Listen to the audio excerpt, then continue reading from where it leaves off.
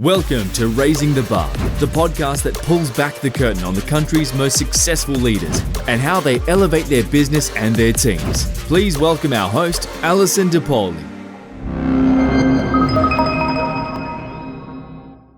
Welcome to the next episode of Raising the Bar Live, where we talk about benefits rather than with CEOs. So today we are going to wrap up our communication series, and we are going to talk about modes of communication. So how you're communicating. Are you only communicating via a benefits guide? Are you only communicating once a year? Who is responsible for communication? And all of those kinds of things. So we won't be talking too long, just for a couple of minutes. And these are the points that I want you to remember. Benefits communication should be year-round. Benefits communication works better when it is delivered in a mode that somebody is already used to receiving communication in.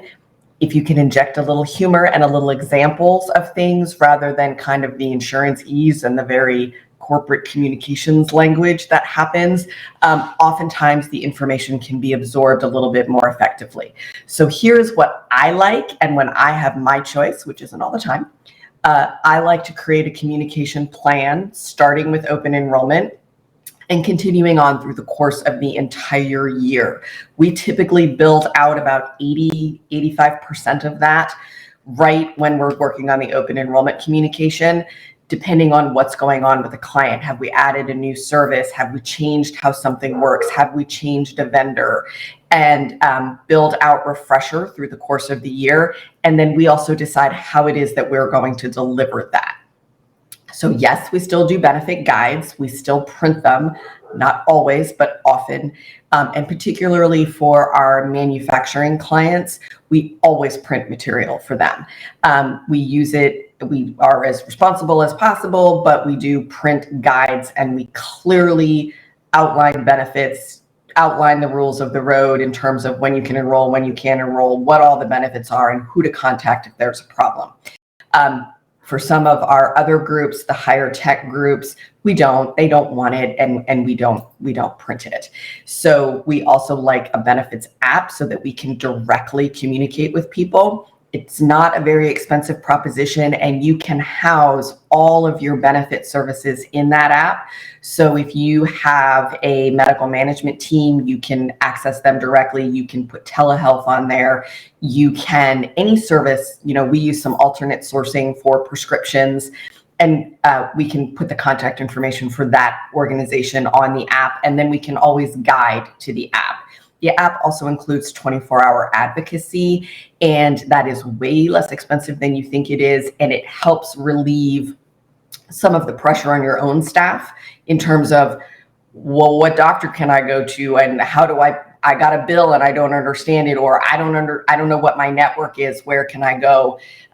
All of those kinds of things can be answered by the 24-hour advocacy, and they can be answered in a time that works for your employees. People are busy. I don't care if you're the machine operator, the receptionist, the manager, the VP, or the CEO. People are busy, and they need to talk to people at a time that is convenient for them. Make it so. It's not expensive, and it is incredibly valuable. We also use text messaging. We use push notifications in the app, and we use an email campaign system as well, so that we can communicate through the course of the year to make sure people do their biometrics, get their physicals. If something weird is going on, communicate that out. Those apps also have geofencing built into them, or at least the one that we use does, so that if you have somebody that pulls into the emergency room parking lot, a little message will pop up that says, gee, you're in the emergency room parking lot. Do you want to talk to the nurse? Or did you know that there's an urgent care 3 blocks away and that it'll cost you less to be treated there?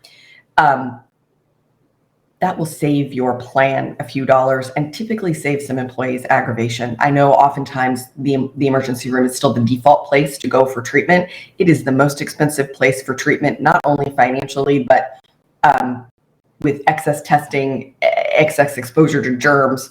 I have a family member that got a staph infection from being in an emergency room, and a good emergency room, not a one without a good reputation. So you can avoid some of those things as well. So what I want to leave you with today is benefits communication should be year-round.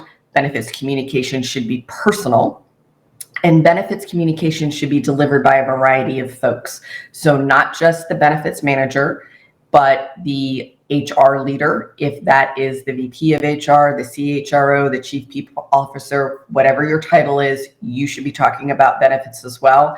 And then invite and thank people for participating in open enrollment should also come from the C-suite, both from the CEO, and if the CFO is the plan sponsor, it should come from the CFO as well. That's also a great way to communicate a particular message that you're trying to get out.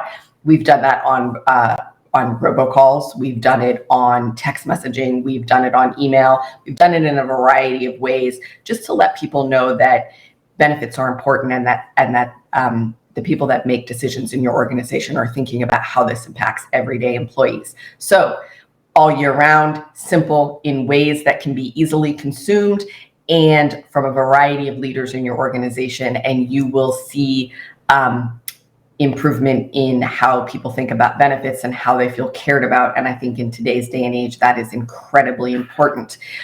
Join us next Wednesday for a next session of Raising the Bar Live, where we talk about how to raise your benefits to the next level. Have a terrific week. Bye-bye. We hope you've enjoyed this episode.